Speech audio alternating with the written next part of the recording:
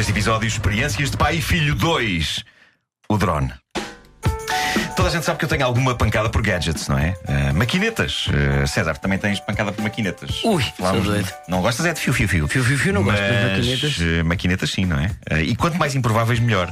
Mas acho piada maquinetas tecnológicas, sobretudo que sejam novas e invulgares. E aqui há tempos eu estive a testar um drone e adorei aquilo. Estamos a falar de um drone a sério, não é? Coisa para custar couro e cabelo na casa dos milhares de euros. Dei umas voltinhas com um e com isso consegui irritar a comunidade de fãs de drones, que eu não fazia ideia que havia.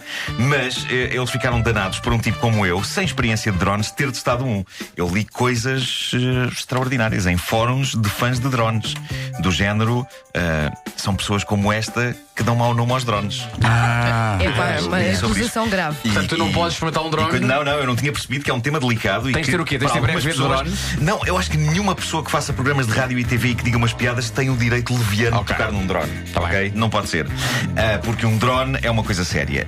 E é sem dúvida, aliás, eu penso que está prestes a haver legislação sobre o uso destes drones para evitar quer que eles entrem em espaço aéreo e provoquem acidentes, quer para evitar que gente mal intencionada use drones para de repente invadir a privacidade de pessoas, porque podes levar aquilo até à janela de uma casa e ver pessoas nuas, se quiser. Mas tu não estavas mal intencionado, pois não? Eu sou uma pessoa bem intencionada. Nunca sabemos. Eu sou uma pessoa bem intencionada. Olha, há bem pouco tempo houve bronca num jogo de futebol por causa de um drone. Pois. O mundo vai acabar assim. Bom, mas pronto, daí até clamarem pela minha cabeça só porque eu experimentei um drone. Experimentei um drone uma vez na vida durante 10 minutos. Calma, rapaziada, calma. Bom, este fim de semana dei por mim a passear por uma loja de brinquedos com a família e eu tenho de confessar isto. Eu sou o chamado ingênuo das embalagens. Eu vejo uma embalagem apelativa de um produto numa loja e penso: isto é espetacular! Quero! Por isso, horrível, pá. as embalagens, há embalagens muito boas. E por isso é que uma vez, numa loja chinesa, comprei uns headphones que supostamente eram da marca Beats by Dre. E afinal a embalagem era lindíssima. Pois. Eu devia ter suspeitado Beats by Dre a 15 euros, mas pronto. A minha lógica de raciocínio foi a seguinte: na volta, este pessoal desta loja chinesa conseguiu um bom acordo especial com a Beats. Ou então eles vieram da fábrica com um defeitozinho e por isso estão aqui à venda a este preço. Eu sabia que não, mas eu reservava 1% de esperança de poder dizer daí a umas horas: é que incrível, comprei uns Beats por 15 euros, acreditam nisto? Bom, cheguei a casa, tirei os headphones da embalagem e o som era cocó. O som era cocó e não eram Beats a sério. Que surpresa, 15 euros. Já agora, o preço real é tipo 300 euros. Tá bom. 15 euros. Se calhar havia só uma letra que mudava, como os ténis na Praça de Espanha. Então era Beats by Bray. By Bray, exato. Dr. Bray. Quem não teve um com os badidas? Sim. Mike.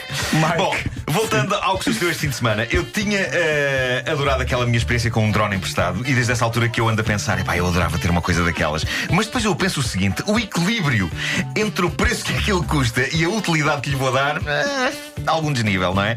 Mas pronto, estava nessa loja, vejo numa prateleira, numa caixa toda estilosa, drone com câmara HD super, hiper, plus, mega, super incrível. Uma coisa deste género. E o texto dizia qualquer coisa como: para iniciados e também profissionais. Preço, 150 euros. O drone que eu tinha experimentado há uns meses custava milhares de euros. O preço deste, 150 euros. A caixa emanava credibilidade e eu tinha consciência: ele nunca poderá ser tão bom como o que custa milhares de euros, mas 150 euros, apesar de tudo, não é 15 euros, não é? Por isso, para o que é? Deixa-me só perguntar: tu disseste a caixa emanava. E uma credibilidade. Emanava, desculpa lá. Eu adoro caixas que emanam. Sim. E por isso, sim, é verdade, eu comprei aquilo. Eu já me estava a imaginar a ter momentos de diversão com o meu filho, fazendo vídeos giros no nosso bairro. E, bom, a grande questão que se coloca é: então, e isso aconteceu? Fica a saber, já a seguir. Um separador. Isso é o suspense, sim. Bom, chegamos a casa com a caixa, abrimos a caixa, o drone estava incrivelmente bem preso. Houve nítido investimento no que toca a técnicas de embalagem. Vinha preso com umas argolas de plástico rijo, que nem cornos, que eram praticamente impossíveis de tirar e estavam muito justas no drone.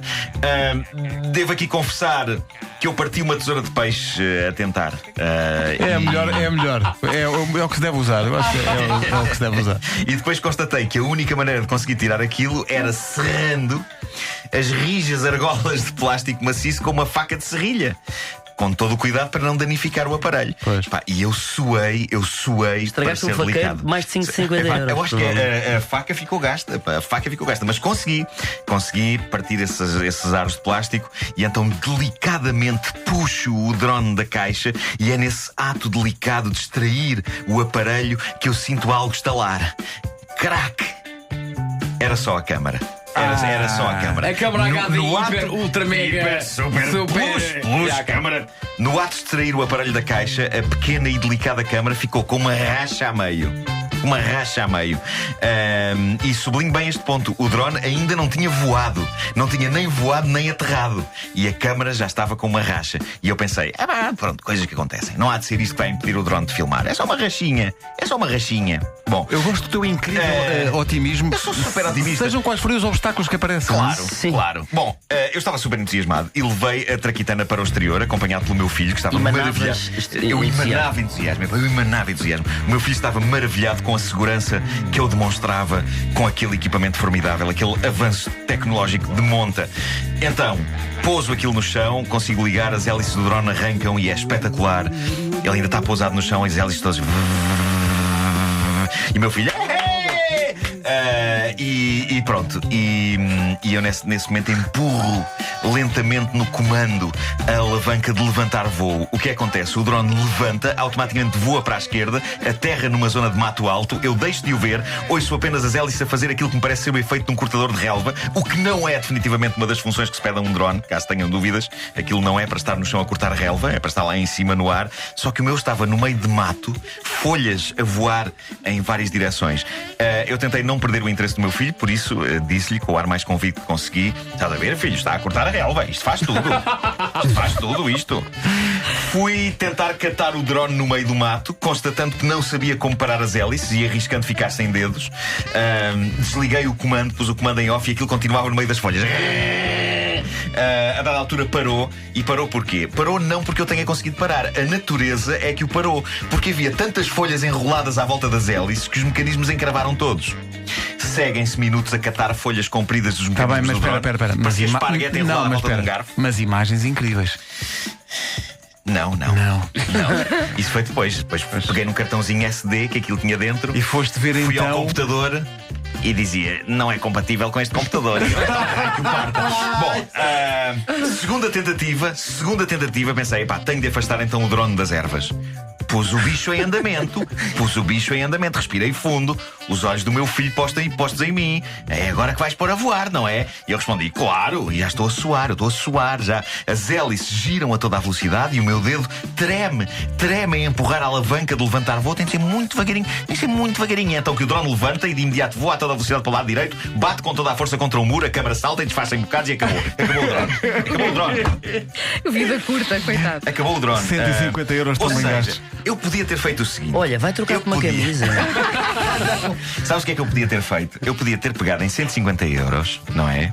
Punha-os numa lata, regava-os com gasolina e jogava-lhes um fósforo. Acreditem, tinha sido um espetáculo mais bonito do que aquilo. Sim. E o efeito final acaba por ser o mesmo: ficar sem 150 euros. Fala-nos da reação do teu filho perante esse relativo fracasso.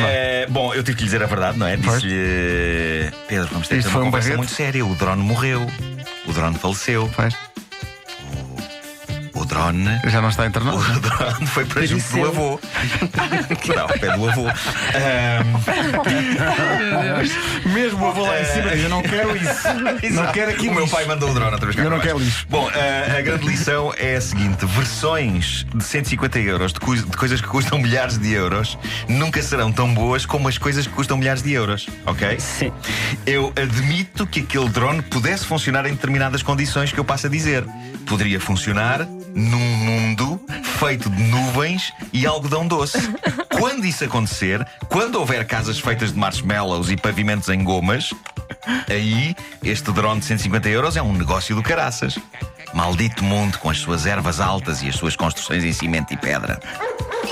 Olha lá, então o Ferrari que eu comprei ontem por 620 euros, que Não safas. Tem cuidado com isso. Não deixes com muita força aos pedais.